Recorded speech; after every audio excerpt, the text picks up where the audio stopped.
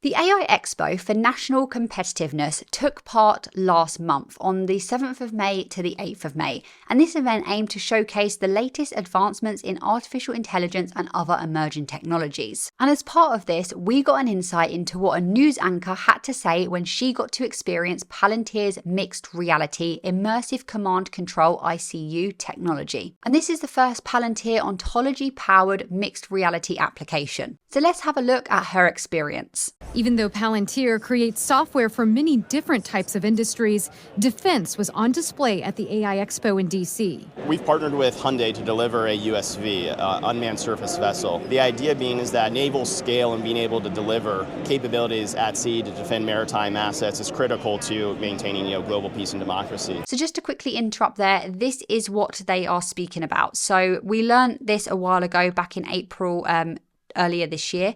But Hyundai, however you want to say it, and Palantir team up for unmanned surface vehicle.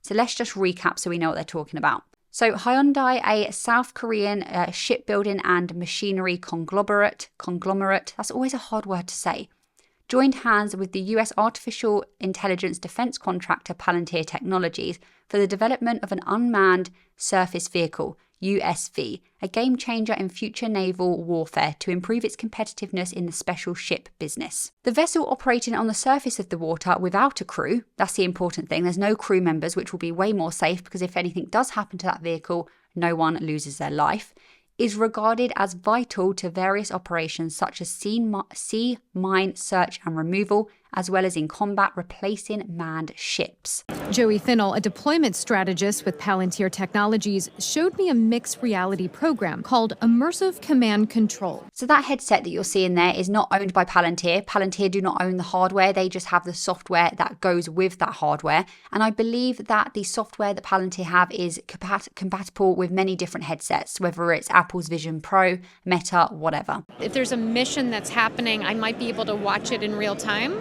Yeah, that's absolutely right. It's like being in the White House Situation Room, but virtually. You have all of the data that's integrated that would typically be in an operations center, whether it's you're in the back of a truck or an aircraft or an abandoned subway station. This is crazy. So this is an airfield in the South China Sea. This is video Palantir provided that is similar to what I was seeing in the headset. I can click on a 3D icon with a virtual laser pointer. So I'm seeing a runway. And get more information. You can point and click on it. It'll tell you its call sign and basic information. Hovering above is a jumbotron with real-time data and video. If this were a real military operation, it would even show me areas to avoid. That's the big red bubble. Those are actually threat zones from a surface-to-air weapon system. What you don't see here, unless you were wearing the headset, is that I can still see some of my surroundings, so I'm not getting dizzy or bumping into anyone. Cougar 22.